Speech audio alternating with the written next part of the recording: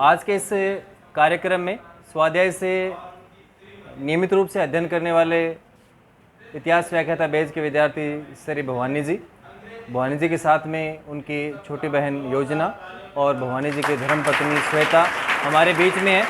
और एक भारतीय परंपरा के अनुसार सबसे पहले किसी भी कार्य की शुरुआत में अतिथि का तिलक लगा के स्वागत करते हैं। मेरे लिए बड़ी गौरव की बात है कि एक शिक्षक जब अपने विद्यार्थी का खुद स्वागत करे तो इससे बड़ी कोई पूंजी या धरोहर नहीं हो सकती। भवानी जी को मैं बुलाना चाहूँगा। नहीं भवानी जी, बे बाद की सारी चीज़ें आइए। तो एक भारतीय परंपरा के अनुसार भवानी जी का तिलक लगा के स्वागत। यहाँ आ जाइए सुरेंद्र, आप योजना, श्वेता आप भी आइए।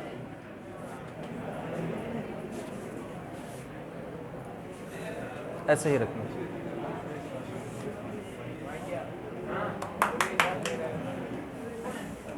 थाली में बाद में रखवाएंगे आपसे इकट्ठे। आओ बेटा, आप भवानी जी साथ में रहो, साथ में इधर। श्वेता आप आ जाइए।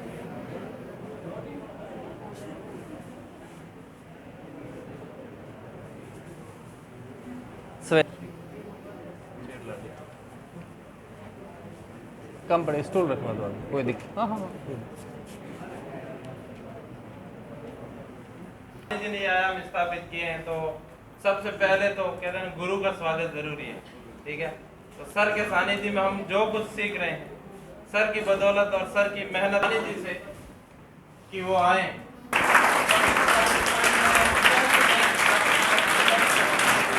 भवानी जी का तालियों के साथ में स्वागत। और एक विद्यार्थी के लिए इससे ज़्यादा और गुरु के लिए इससे ज़्यादा कुछ नहीं हो सकता। ये हम सब के लिए बहुत ही खुशी का पल है।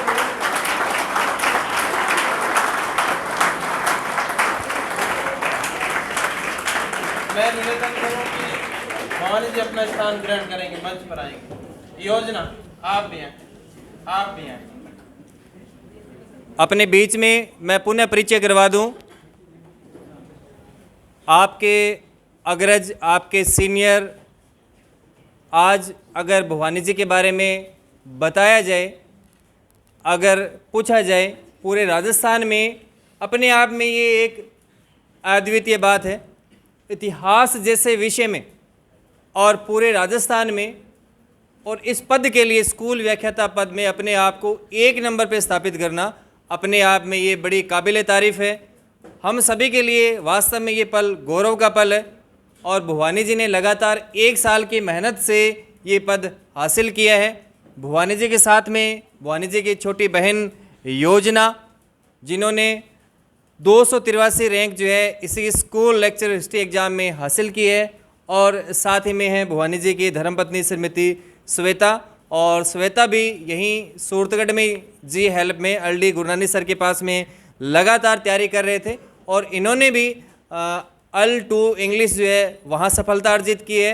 और अभी 2nd ग्रेड इंग्लिश में प्रोविजनल सूची में इनका चयन हो चुका है 2 गुना में, और अंतिम में भी हो जाएगा क्योंकि अभी इनके जो नंबर है काफ़ी ज़्यादा है। और एक बार पुनः आप जोरदार तालियां बजा के स्वागत करें।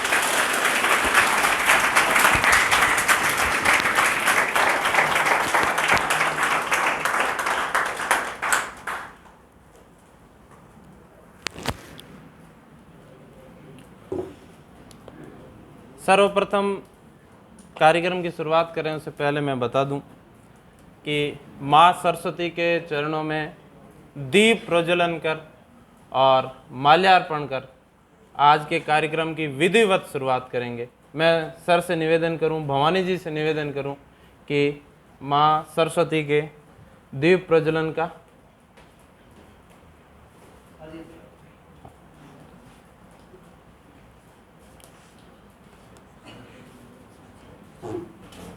वागीश्वरी की कृपा हम सब पर बनी रहे।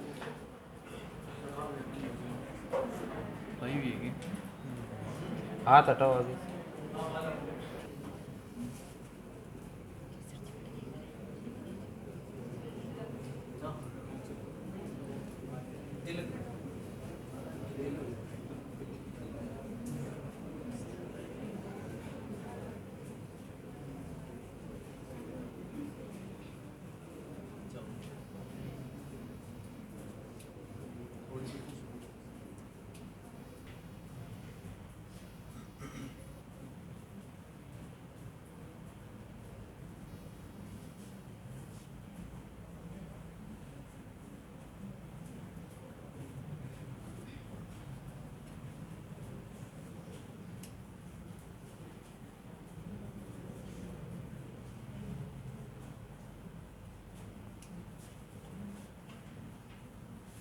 माँ सरस्वती की वैकेंसी हो उसका 50% हिस्सा स्वाध्याय के विद्यार्थियों का।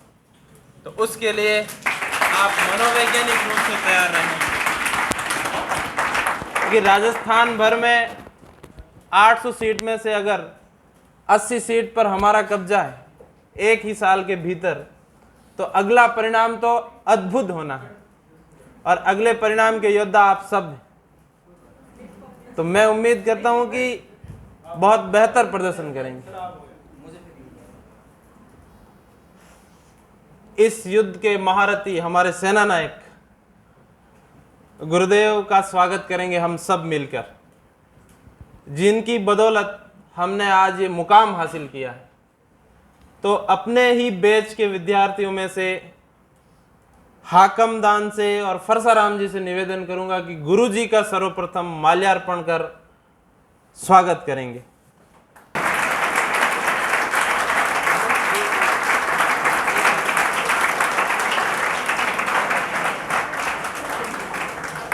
क्योंकि सर की बदौलत ही हम सब हैं। अब मैं गर्ल्स में से निवेदन करूं नर्मदा से और कौशल्या से कि वो योजना का माल्यार्पण कर स्वागत करेंगे, क्योंकि योजना छोटी सिस्टर है तो पहले स्वागत योजना का करेंगे। जोरदार तालियों के साथ।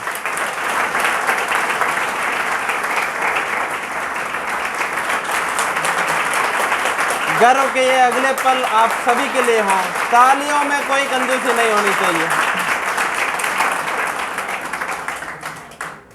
अब मैं निवेदन करूं हमारे साथियों में से कि 2 विद्यार्थी आए, आप आ जाएं और भवानी जी का 2-2 मालाओं के साथ। प्रभु जी को बुलाओ। प्रभु जी आए, प्रभु जी आ जाएं। प्रभु जी अभी अध्यापक पद पे भी है, लेवल 1 में, यानी कम आयु में सेवा में लगने। हरि जी का है, हरि जी भी आए। हरि जी भी वर्तमान में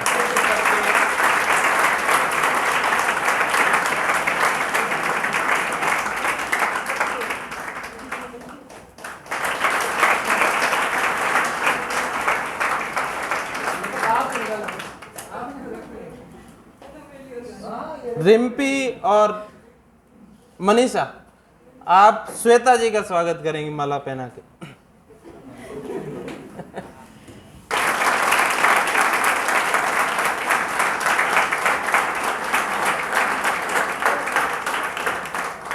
व्यक्तित्व है वो हमारे बीच उपस्थित है। विद्यार्थी जीवन में कई बार ऐसे क्षण आते हैं जब हमें लगता है कि परिस्थितियां बहुत कठिन हैं, और कई बार लगता है कि जितने संघर्ष है वो सिर्फ हमारी लाइफ में क्यों है।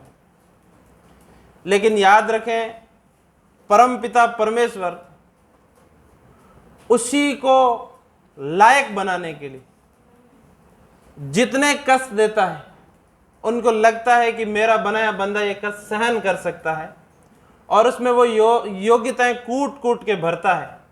तो कभी भी उन चीजों से घबराना नहीं होता है।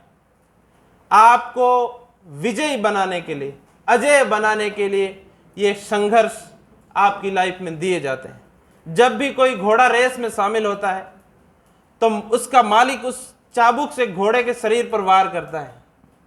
घोड़े को दर्द जरूर होता है, लेकिन वो उसको विजयी बनाने के लिए ऐसा करता है। तो हम सब के साथ अगर कठिनाइयां हैं, दिक्कतें हैं, परेशानियां हैं, तो वो सब हमारी विजय की कड़ी का एक हिस्सा है। तो उनसे घबराना नहीं है।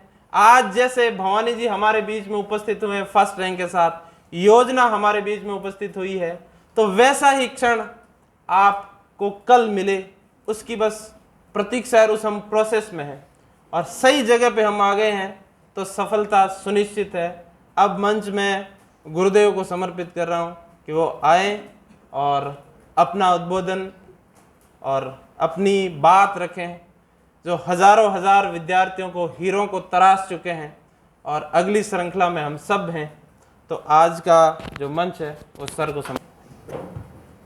सर्वप्रथम माँ सरस्वती के चरणों में सादर वंदन और आज के इस कार्यक्रम में उपस्थित भावी सारे राजपत्रित अधिकारी और हमारे बीच में उपस्थित वर्तमान इस परिणाम में जिन्होंने पूरे राजस्थान भर में अपनी पहचान बनाई है, भवानी जी के साथ में उनकी छोटी बहन योजना और साथ ही में भवानी जी की धर्मपत्नी श्रीमती सवेता। पुनः एक बार जोरदार स्वाध्याय की तरफ से तालियां बजाकर स्वागत। कार्यक्रम को लंबा नहीं खींचते हुए संक्षिप्त, मेरे शब्द तो हमेशा आप सुनते ही रहते हैं और आज हम सुनेंगे भवानी जी को, योजना को और श्वेता को, कि सच्ची बात ये हर व्यक्ति पे लागू होती है, मुझ पे भी लागू होती है कि जो लक्ष्य हम प्राप्त करना चाहें और उसी लक्ष्य को हासिल करने वाला व्यक्ति हमें दिख जाए तो जिज्ञासात्मक पर्सन, बाल हट वाले पर्सन, बाल स्वभाव वाले पर्सन हमारे मन से निकलते हैं। क्योंकि पहले हमने टॉपर्स देखे ही नहीं थे ना, मैंने खुद ने नहीं देखे भाई, आपने कहां से देखे होंगे, है ना? तो मन में तो मन में ऐसे टॉपर्स कैसे होते हैं?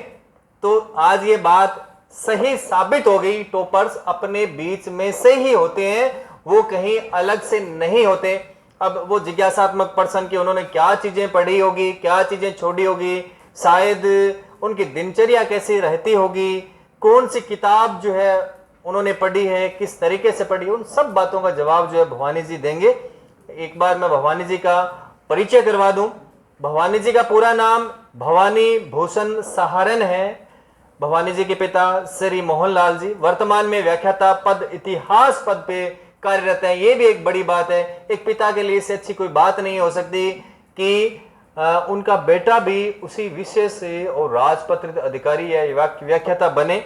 भवानी जी के माता जी श्रीमती संजू जी जो है वो लेवल 2 विज्ञान विषय से अध्यापिका।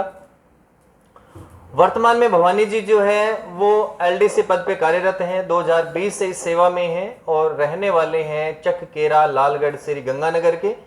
भवानी जी की थोड़ी सी एजुकेशन के बारे में बता दूं। बीएड इन्होंने 2017 से 19 के बीच में बीएड कंप्लीट की और एमए जो है वो 2019 से 21 और 22 में तैयारी के लिए जुड़ गए हमसे। इसी में एक बात मैं ऐड कर देना चाहता हूं, किसी भी व्यक्तित्व को तराशने में एकमात्र एक व्यक्ति का रोल कभी नहीं हो सकता। मैं आज के इस कार्यक्रम से कहीं मेरा उद्देश्य ऐसा नहीं है कि भवानी जी की मेहनत का श्रेय मैं अकेला ले लूं, मैं ये कह दूं कि मैंने ऐसा कोई तिलिस्म कर दिया कि मैंने इनको ऐसा तराश दिया, ये कतई नहीं। एक विद्यार्थी के जीवन को तराशने में माता पिता से लेकर प्राइमरी एजुकेशन में जहां से हमने पहले ककार लिखना सीखा, क लिखना सीखा, जिसने हमें ये सिखाया कि जो स्लेट है वो ऐसे पकड़ते हैं बेटा, तो वहां से लेकर यहां तक जो असंख्य हमें गुरुजन मिले हैं उन सब का योगदान है। व्याख्याता बन के प्रथम रैंक हासिल की है। इसमें और भी इतिहास विषय के गुरुजन होंगे हैं जिन्होंने भवानी जी को तराशा, इनको समय समय पे वो मार्गदर्शित करते रहे। योजना के बारे में बताना चाहूंगा कि योजना ने भी 2017 और 19 में बीएड कंप्लीट की और प्रेजेंट में इनकी रैंक 283 है। और श्वेता के बारे में मैंने पहले बताया कि जी हेल्प में एलडी सर के पास में इंग्लिश विषय की इन्होंने तैयारी की और L2 इंग्लिश विषय से इनका सिलेक्शन हो चुका है और सेकंड ग्रेड में जल्द इनका चेंज जो है हो जाएगा। 2022 से लेकर लगातार परीक्षा तक जो है भवानी सहारण यहाँ जुड़ के रहे। एक दो चीजें ऐसी है जो मुझे वास्तव में बहुत ज्यादा अलग लगी, जो मुझे खुद को ऐसी प्रेरित करती है कि सबसे जरूरी है कि हम जो कार्य कर रहे हैं उसका हम खुद मूल्यांकन करें। जिस दिन से शायद मेजर पेपर नंबर 9 से 3 अप्रैल 2022 से आपने टोटल आगे तक जो आप जुड़ के रहे सारी रैंक जो है इन्होंने लिख रखी है। और इस तरीके से ये पीडीएफ मैं बाद में टेलीग्राम चैनल पे भी डाल दूंगा। जितने भी स्वाध्याय के छोटे पेपर और बड़े पेपर हैं उनको इन्होंने मेंशन किया है, खास तौर से बड़े पेपर। इसमें पूरी समरी लिखी हुई है कि 3 अप्रैल 2022 को जो इन्होंने 9 नंबर मेजर पेपर दिया उसमें टोटल कितने क्वेश्चन थे, इन्होंने कितने अटेम्प्ट किए, कितने छोड़े, कितने गलत हो गए और टॉपर से कंपैरिजन भी किया है कि टॉपर जो है उनकी रैंक क्या रही, इनकी रैंक क्या रही। तो ये जो चीजें हैं सारी, यानी कि एक तो हम एक पोर्टफोलियो खुद का खुद बनाएं जिससे हम कमियों को पकड़ सके, कमियों के साथ में खुद की जो विशेष बातें हैं उनको भी हम पकड़ सकें। इसी से हम तैयारी को किया कि आगे और बेहतर जो है बना सकते हैं। आप सभी जो है अब इस लक्ष्य के लिए कार्य कर रहे हैं। तो कहीं ना कहीं भवानी जी की जो बातें हैं वो आपके लिए काफ़ी फ़ायदेमंद रहेगी। अब मैं ज़्यादा समय नहीं लेते हुए ये सीधा ये चाहूँगा कि भवानी जी यहाँ मंच पे आएँ और एक संक्षिप्त सी अपनी जर्नी जो है, चाहे वो शुरुआती एलडीसी की तैयारी है वहाँ से लेकर और इतिहास व्याख्याता टॉपर बनने तक की कहानी जो है वो आपको बताएं। कुछ ऐसे 100 ट्रिक्स जो है एक स्टूडेंट को जिन बातों का ध्यान रखना चाहिए और उन बातों के बारे में भी भवानी जी आपको बताएं। तो भवानी जी आए आप।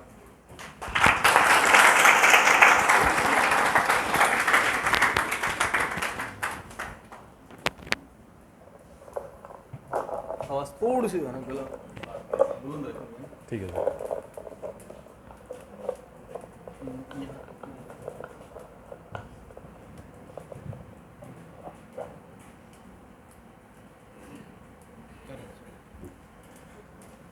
माँ सरस्वती को प्रणाम।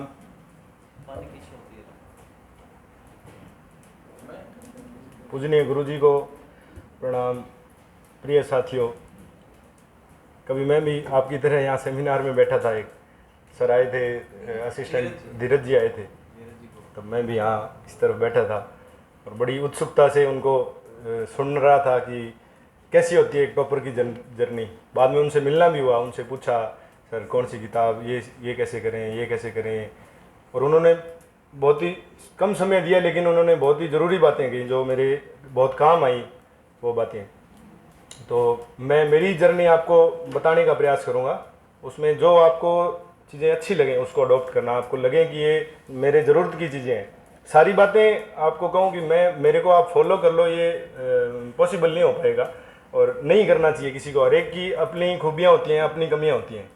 तो मेरी जो जर्नी है उसमें कोई बात आपको अच्छी लगेगी, ये सर ने अच्छा किया, तो वो आप उसमें से निकाल सकते हैं।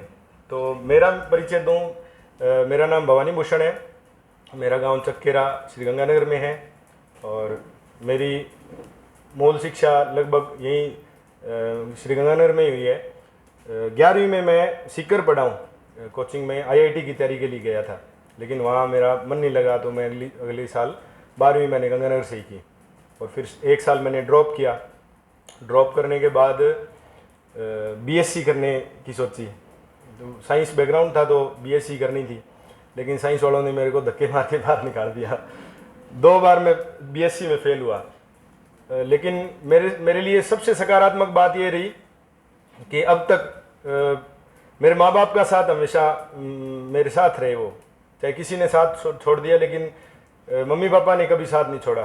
वो चीज़ें शायद आज 2 शब्दों में कही जा सकते हैं कि मैं फेल हो गया 2 साल, लेकिन वो 2 साल कैसे गुजरे।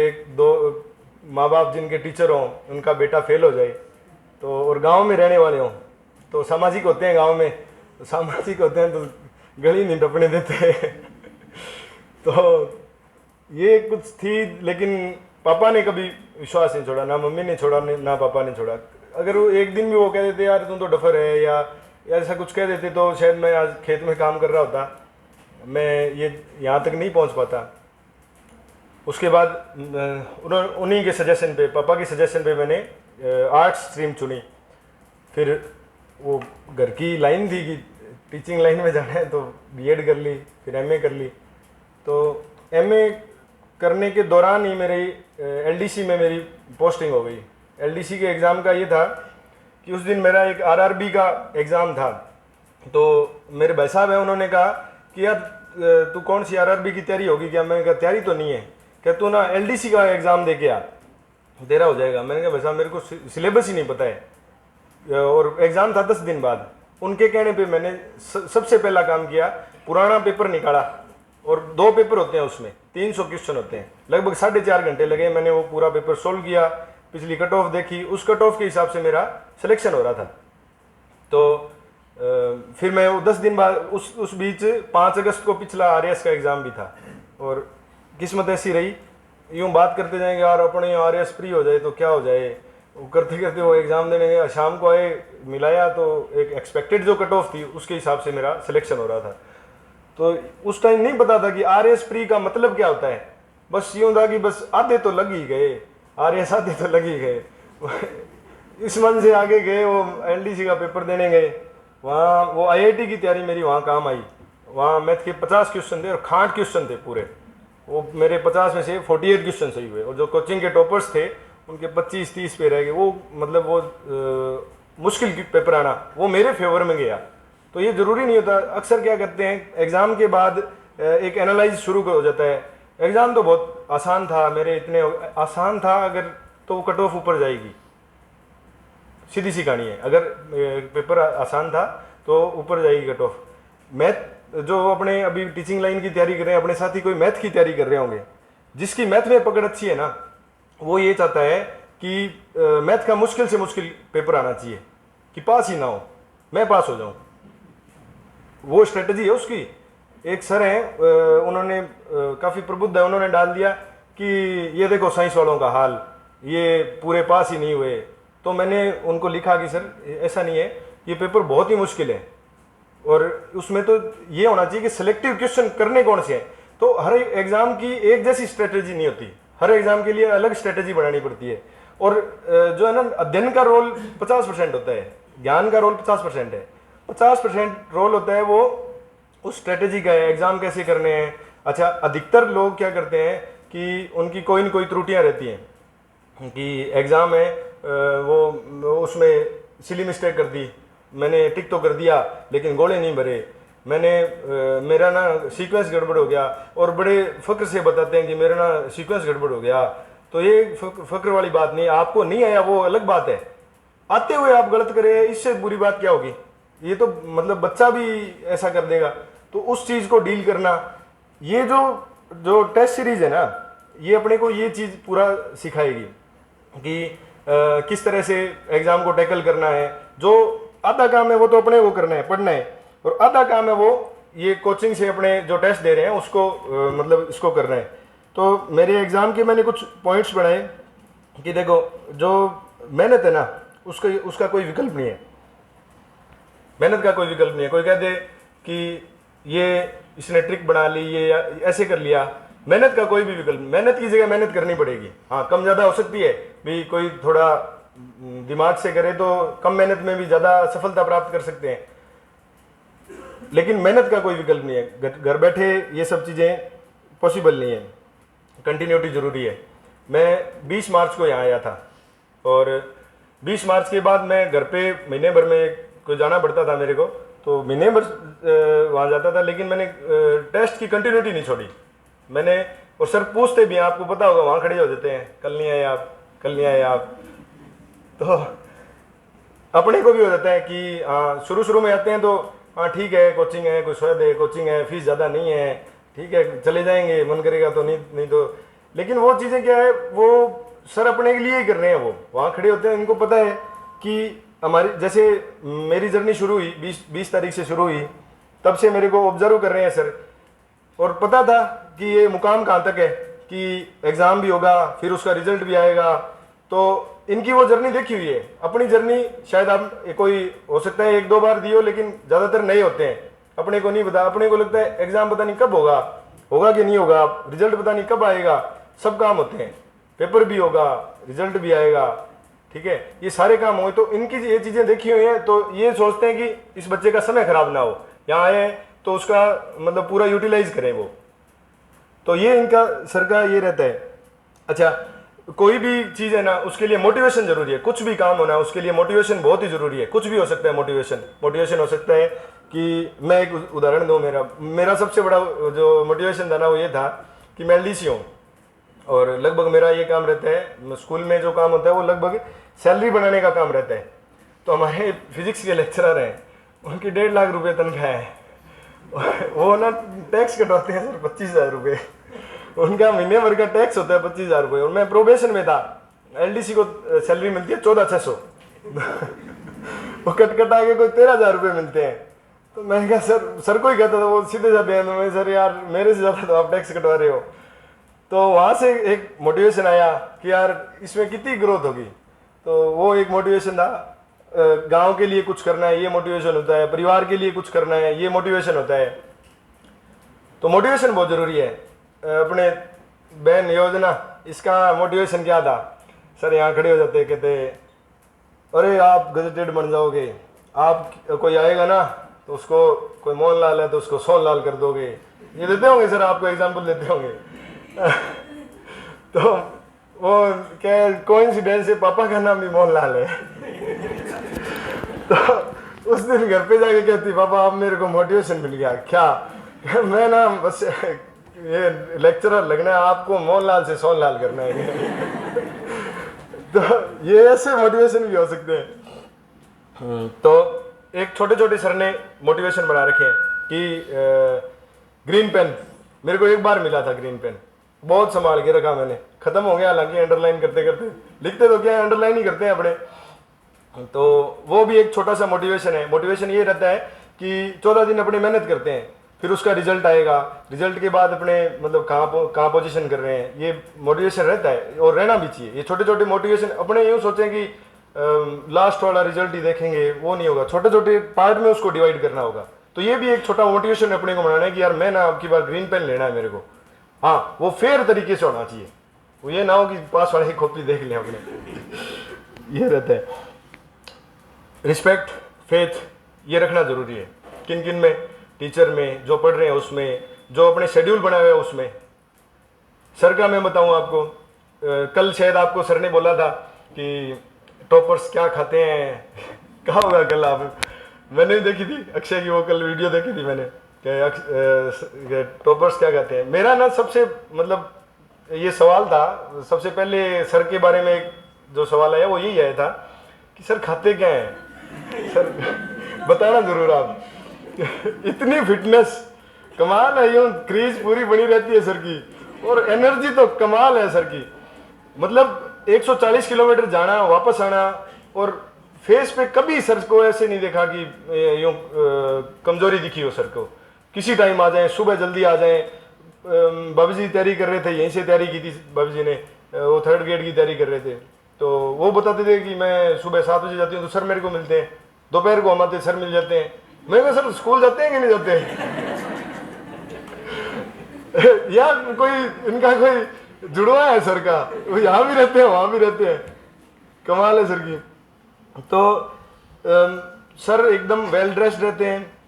ये कोई मतलब ये नहीं कोई सामान्य बात है, ये भी अपने को ना एक कोई अगर कंटिन्यूटी रखे, कोई घर में ही कोई बंदा है वो यूँ सोचो कि तुलसी में पानी डाल रहे हैं, अपने दादी जी तुलसी में पानी डालते हैं, तो इस बात की भी अपने रिस्पेक्ट करते हैं।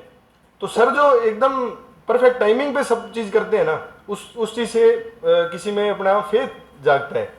ये चीज़ें सर की कमाल है। एनर्जी, खूब एनर्जी है सर की, कोई लूज पॉइंट नहीं है। कभी हल्का बोलना या कोई कभी सर से ये नहीं सुना, सर से कभी मिलो, कोई भी समस्या हो सर उसका कोई ना कोई सॉल्यूशन निकालने का प्रयास करते हैं। किसी तरह की समस्या, मेरी जॉब से रिलेटेड कई बार समस्या आती थी, सर को कहता था सर ये, तो सर उसका सॉल्यूशन करते थे। हाँ, यूं आपको लगता होगा लुखा है जी, ला गया लुखा नहीं। तो ये अपना अपना व्यक्तित्व होता है। और अपने कुछ लोग हालांकि अब हो सकता है सब छोटे हों, लेकिन सर काफ़ी समय से टीचिंग लाइन से यूँ जुड़े हुए हैं। तो पिछले सोचो कि 5-6 साल पहले सर की उम्र क्या होगी, और सर से तो बड़े बड़े लोग हैं जो तैयारी करते हैं।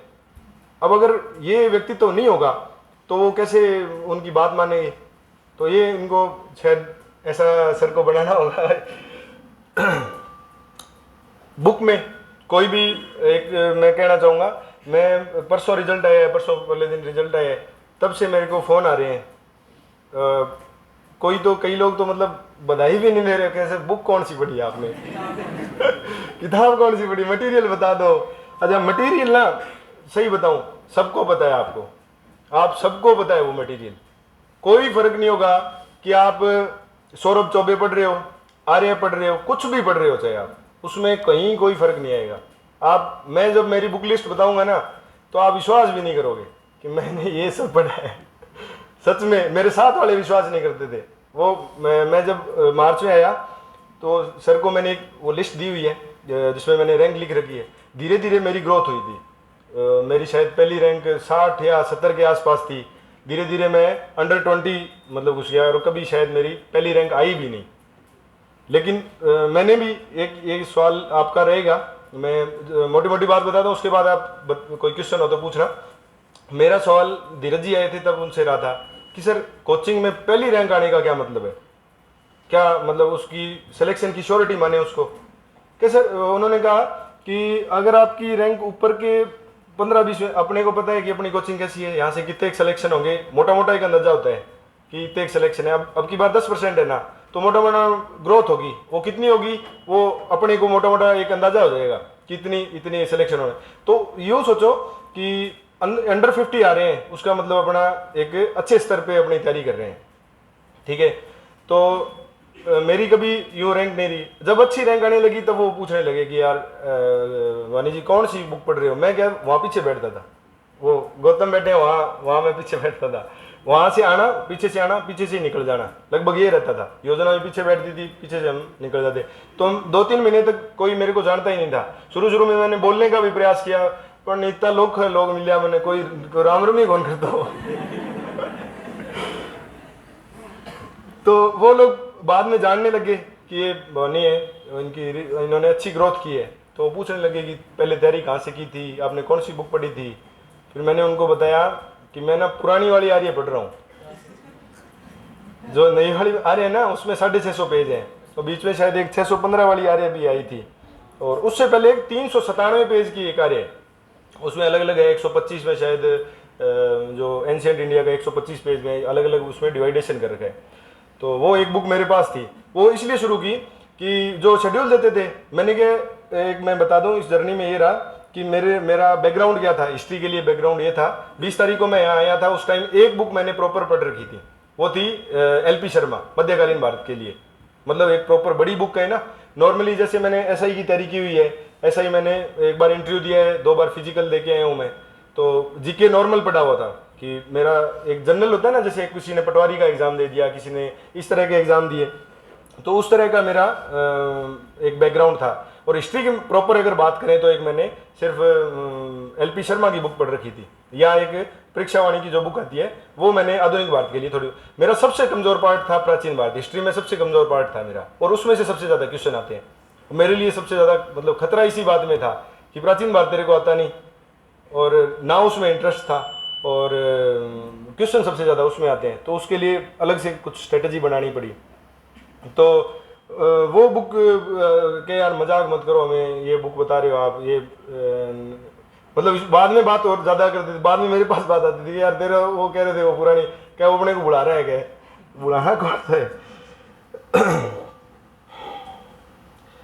शेड्यूल, ये अपना जो शेड्यूल है उसको मतलब उसमें विश्वास रखो।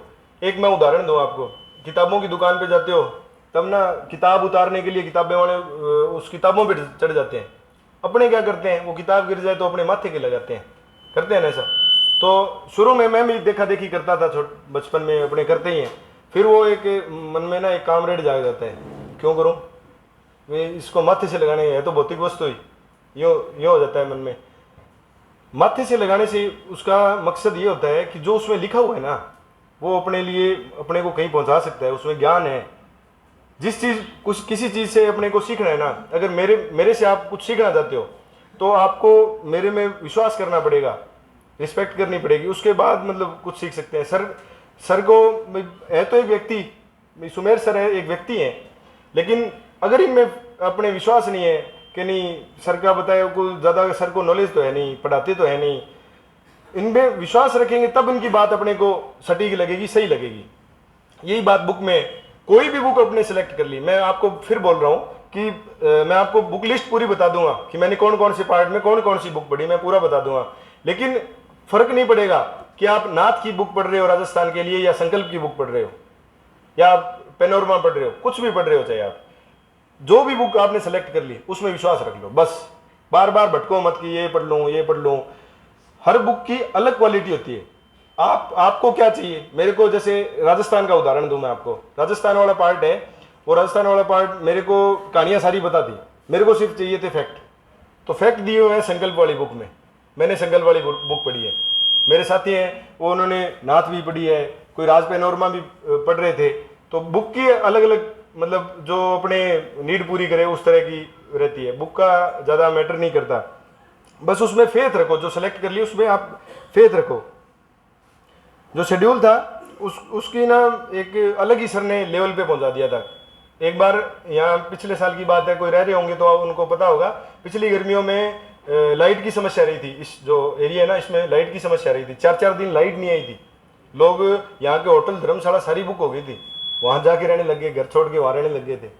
सर ने, हमें लगा आज टेस्ट नहीं होगा, सर ने डाला आज टेस्ट होगा, आना है। ये अगस्त के आसपास की बात है, एग्जाम नज़दीक था। सर ने क्या क्या फ़र्क पड़ता है, एक दिन टेस्ट नहीं हो तो कोई फ़र्क थोड़ी पड़ता है।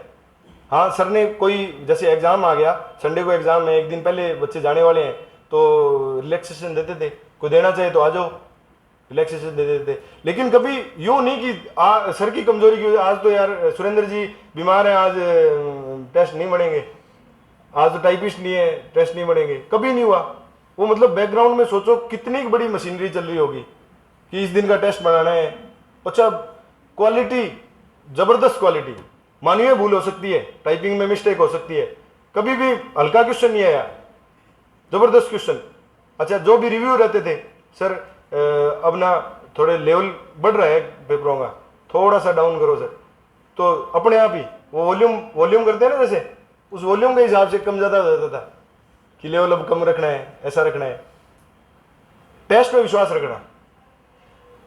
और ये बताऊं मैं आपको कि जो टेस्ट करो ना, उसका ये रहता है 50 क्वेश्चन होते हैं, जनरली 50 क्वेश्चन होते हैं। उन 50 क्वेश्चन को हर एक को टिक मार्क करना है आपको। आप ये काम कर सकते हो, 2 पेन ले आओ आपको लगे कि ये मेरे एकदम, मैं अगर नेगेटिव मार्किंग होती इस पेपर में तो ये टिक करता, ठीक है। एक दूसरा पेन ले आओ, जो बाकी बचे हुए क्वेश्चन है मैं इसमें तुक्का लगाऊंगा कि कौन सा तुक्का इसमें से सही है, तो उसमें एक तुक्का लगाओ आप कि मैं करता तो ये क्वेश्चन करता, फिर उसका एनालाइज करो। एनालाइज है ना, वो बहुत जरूरी है, बहुत ही जरूरी है। उससे आपका मतलब कहाँ ग्रोथ हो रही है, कहाँ कमी रह रही है, वो सब चीजें उसी से पता चलेगी। सर आपको एक रैंक दे देते हैं, सिर्फ रैंक पे डिपेंड मत रहो कि उस रैंक से पता चल रहा है ना मैं कहाँ हूँ, ये नहीं। डेली का आप उसमें ये चीज रखो, टेस्ट का पूरा यूटिलाइज करो, निचोड़ निकाल दो उसका, जाके देखा करो क्वेश्चन कोई नहीं हुआ जो गलत हो गया तो उसको थोड़ा सा जाते ही कोई आधा घंटा थोड़ा बहुत उसको समय दिया करें, ये जरूरी है।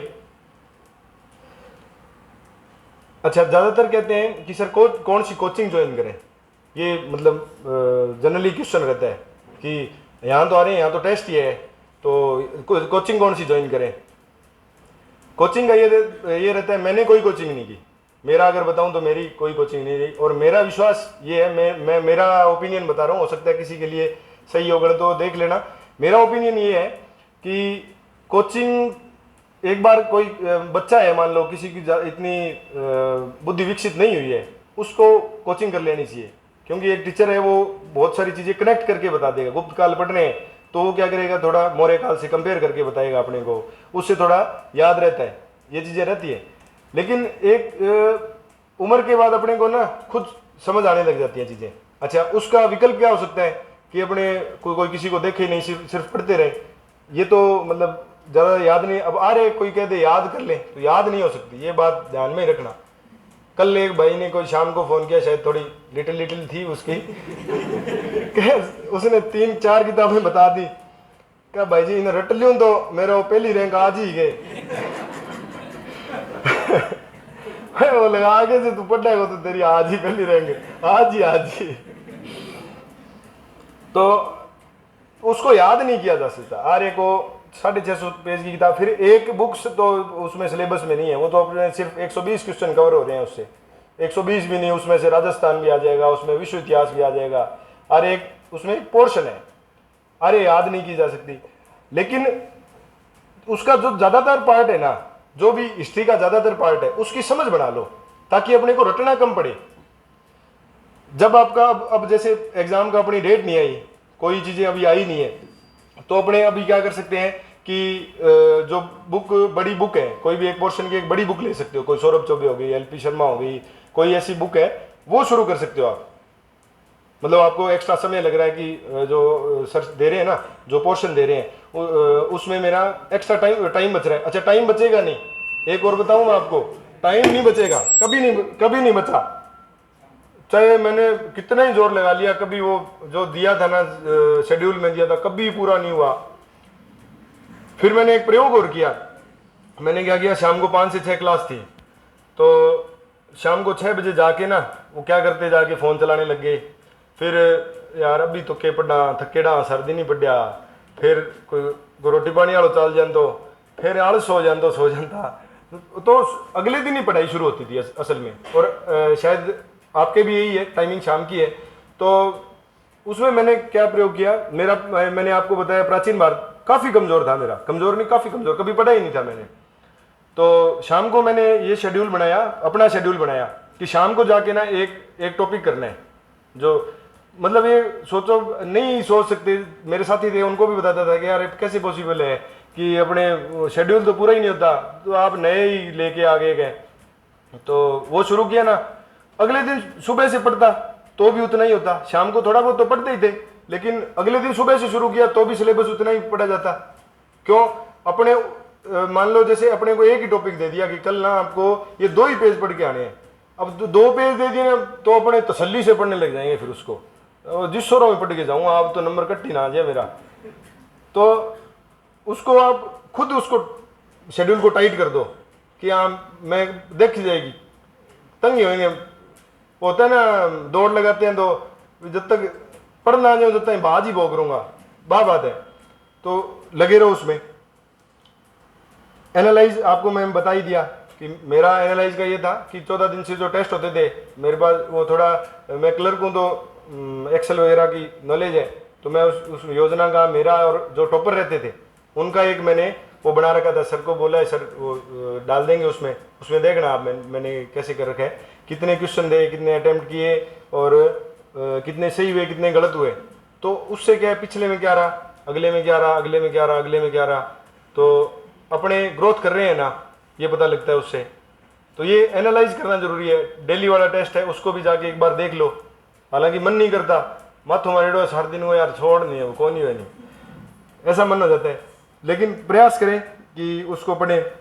पढ़ने का तरीका ये है कि मेरा ये रहता था कि कोई कोचिंग की वीडियो 1 घंटे 1.5 घंटे की एक लेक्चर एक पार्ट पे देखने की बजाय मैं क्या करता हूँ, यूट्यूब पे हर टॉपिक कोई भी टॉपिक हो ना उसका एनिमेटेड वीडियो मिल जाता है। जैसे एक एग्जांपल दूं आपको, बुक्स तवा नाम से एक चैनल बना हुआ है, बुक्स तवा। तो उसमें क्या है, यूपीएससी के मतलब मेंस के लिए वो करवाते हैं।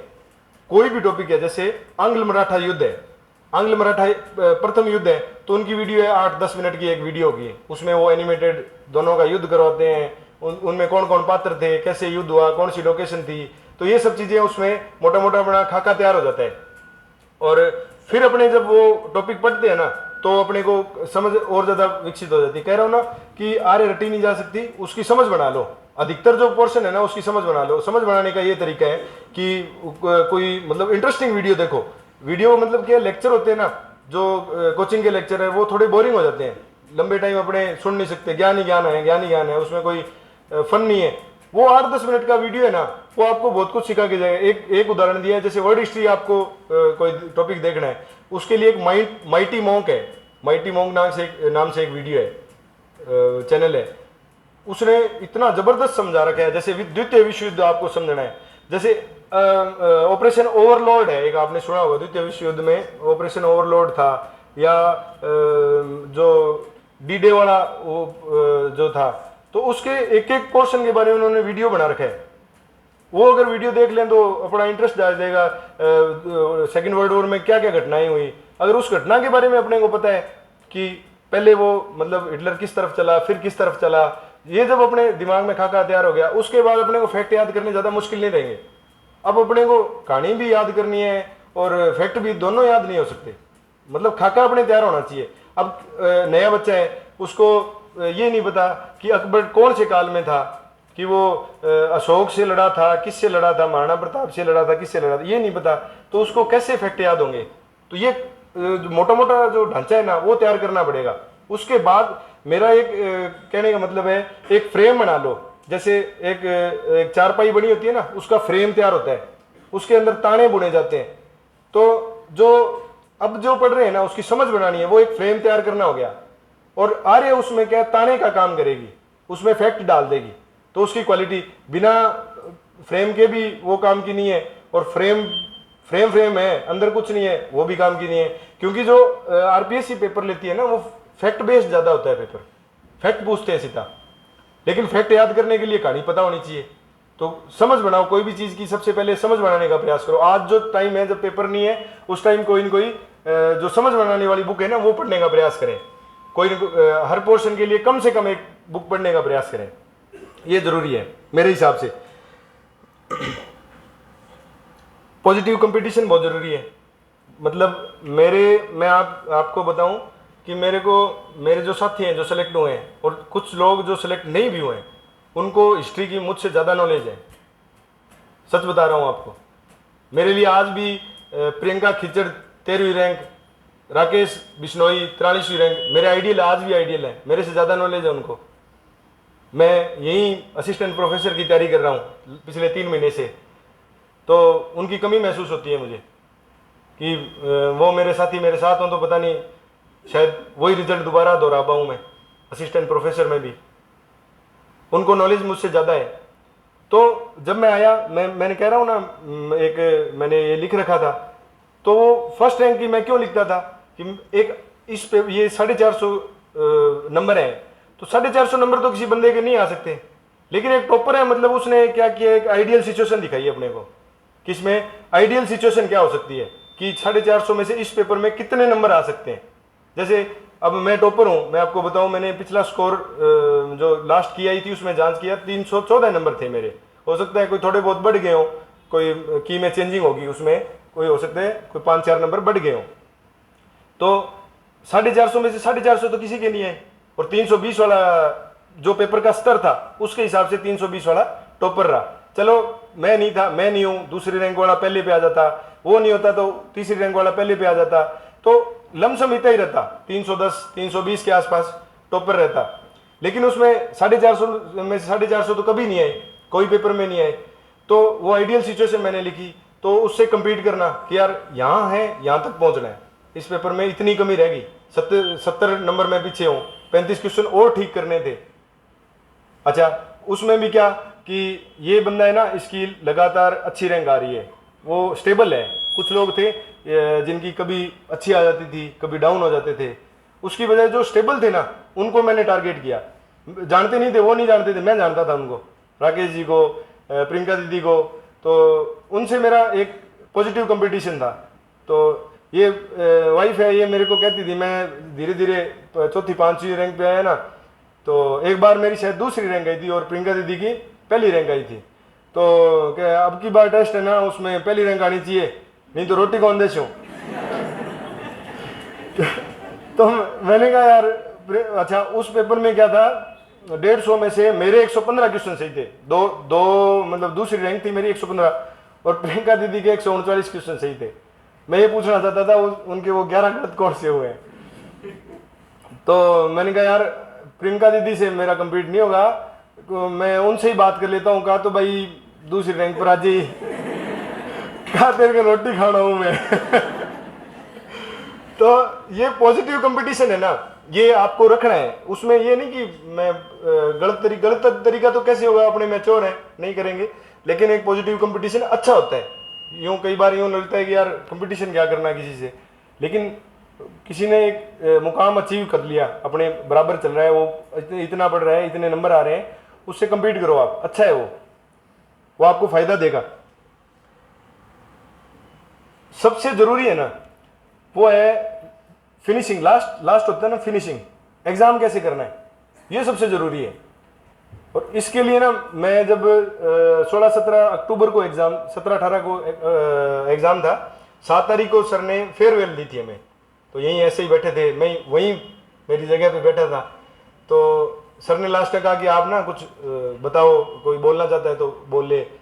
तो मेरा यूँ मन कर रहा था कि मैं ना सबको यूँ बताऊं कि यार, क्योंकि मेरा क्या है, जो मैं 11वीं में वहाँ सीकर गया ना तैयारी की, उस दौरान जो ऑब्जेक्टिव पेपर कैसे करते हैं उस पर खुद का ही एक तरीका बना लिया, एग्जाम को कैसे टैकल करना है, कैसे उसको कब गोले भरने हैं, कब मतलब पूरा उसका एक तरीका है। उसमें आपको अगर मैं बताऊं तो 20-25 मिनट लगेंगे, कभी फिर आएंगे तो मैं आपको क्लास में बताऊंगा उसके बारे में कैसे करना है वो।